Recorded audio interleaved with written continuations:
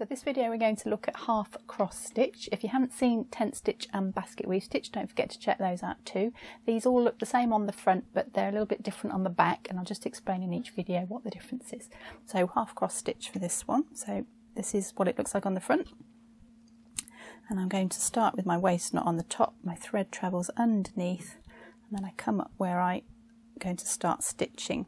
So it's a small diagonal stitch, goes across the intersection of the threads of the canvas, and I'm coming up in the holes below, and I'm going down into the row above that shares a hole with the previous row, the row above. And if I go down with my needle, it pushes the thread through the hole and the needle doesn't come up and split the thread. So always try and take your needle down into a hole if it's already got a thread in it.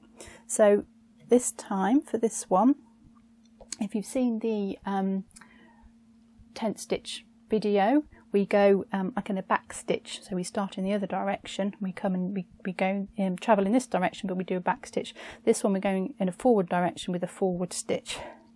So it's a little stitch across that intersection there, and I'm working forwards all the time, coming up on the left, going down on the right, and working from left to right. And I'll do a couple.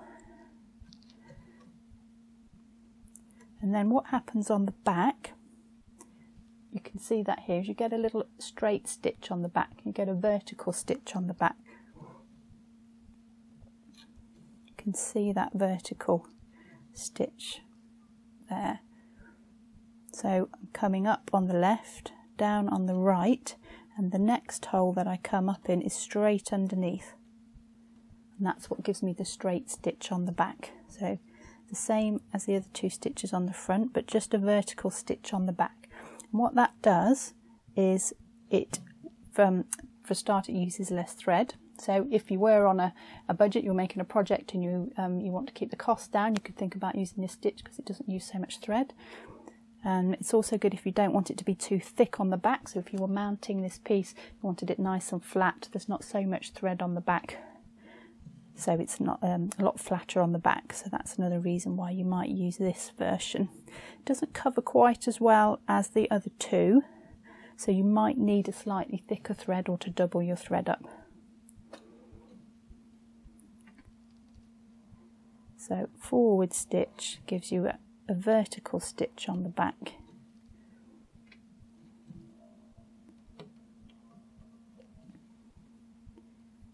I'll just get to the end and then show you the next row.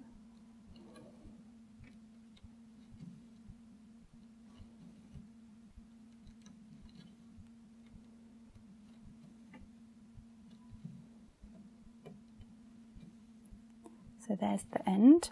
Now if I try and go back now from right to left, and I come up there and I do my little diagonal stitch, I'm now doing a back stitch. I'm going in that direction, but I'm coming up to the left and going down to the right, and that will not give me a half cross stitch, that will give me a tent stitch. So you need to start back on the same side and work in the same direction. So you could either travel that thread back underneath and start this side, or you can start a new thread if you've finished your thread. So you'll need to go from the same side each time in order to keep that stitch going.